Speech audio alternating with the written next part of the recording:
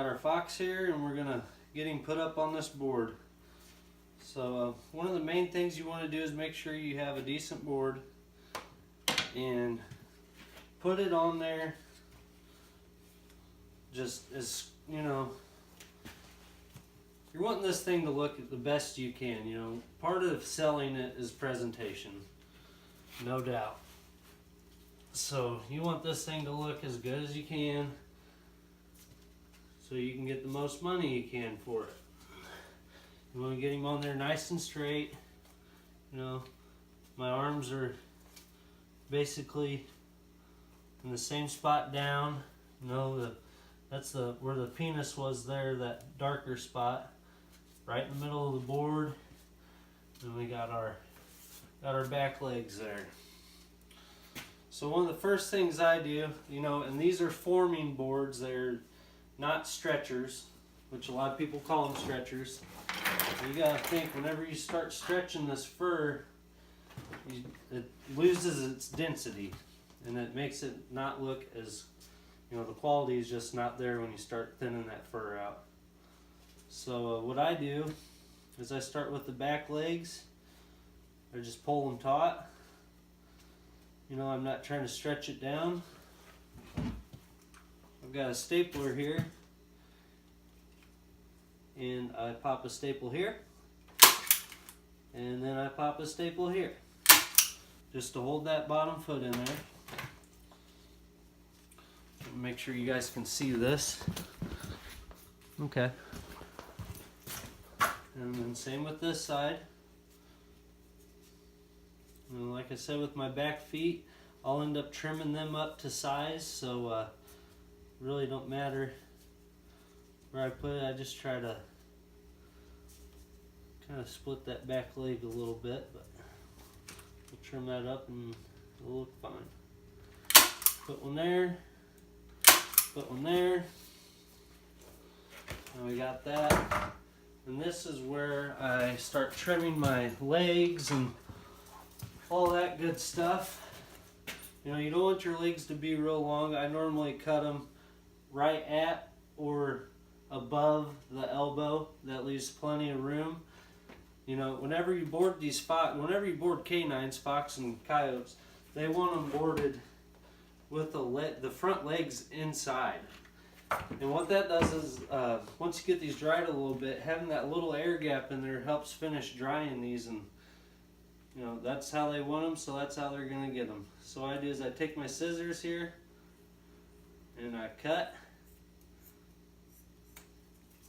that front leg off, and that leaves a real nice clean line. Do the same with this one. Cut that front leg off.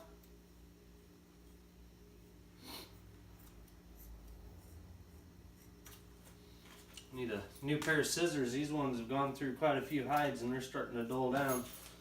So we got our front legs there. And normally what I do is I'll just pull them up and I'll pop a staple in it just to kind of hold it up there so this part dries, kind of gets a little drier. And because you got to think, whenever you dry them, once you get them tucked back in there, once you flip it, you know, you want that dried, basically. And this is normally when my stapler will start messing up on me. So there's that. We'll address the bottom lip, even though we got it cut off already. There's just a little bit on that gum line still, which I'm going to go ahead and normally I pop a few staples in right up here just to kind of hold the face on the board.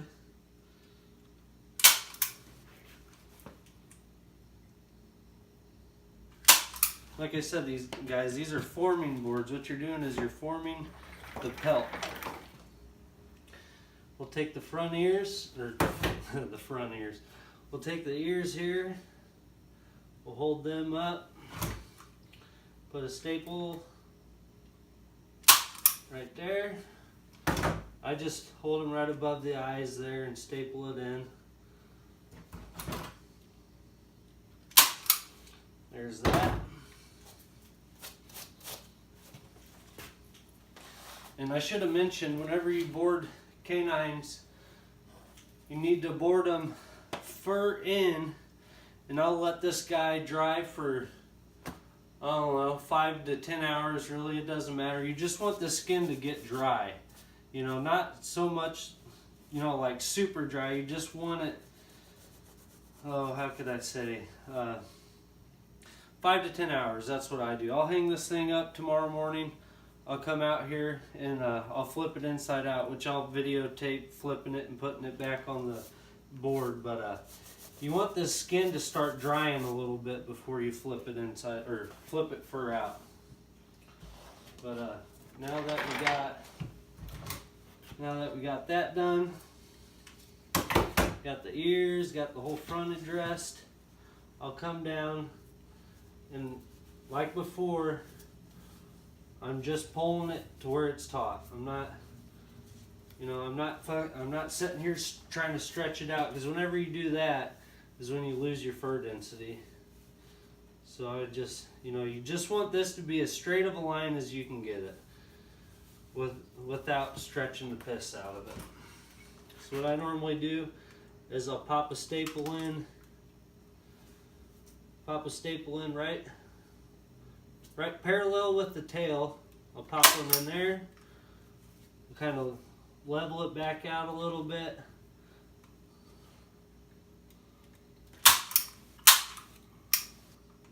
And I'm out of staples. I definitely need to get me a new stapler. This thing's been around the block. It's super modified. I'm telling you, it's a dandy of a stapler. But it gets me by. I definitely need to get a different one. As you can see, I put a clothespin on I zip tied a half of a clothespin on the bottom of this, to where it keeps me up off the board, so I'm not, you know, it's leaving me a little room to get these staples out. We'll just say that. But you hold that tight. Same thing here.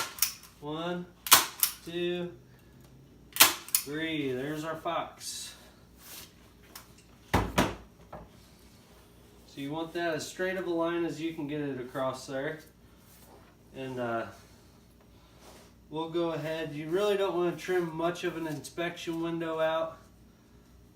I will trim this up just a little, just to kind of clean it up and make it look a little better. But you don't want to start cutting into the flanks and all that. You just want to trim this up just a hair.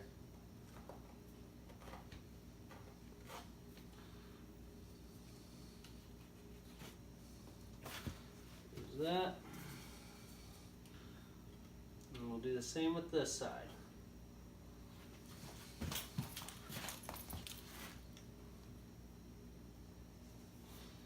I normally try to keep that fur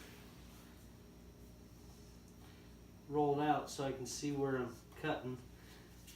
And another good thing about cleaning up your inspection window is it gets rid of, you know, if there's any fat there that you left, it'll get it out.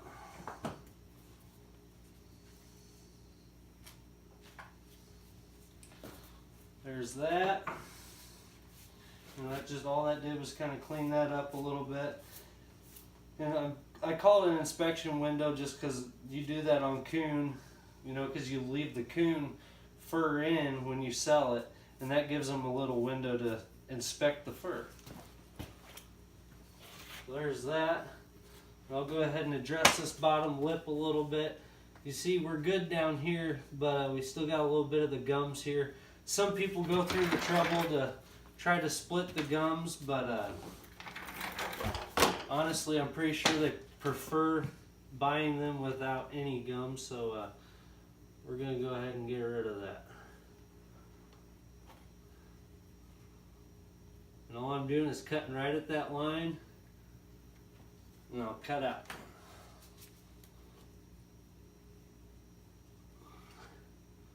And don't worry, all these scraps I'm throwing on the floor, my dog will come out here and eat them in the morning. I'm just kidding. it all gets picked up and put in a bag and taken away. So there's your fox. Like I said, we'll hang this guy up for 5 to 10 hours. You know, it really don't matter. You just want it to start drying a little bit. And I'll come back in the morning and show you guys how to flip it. Thanks for watching.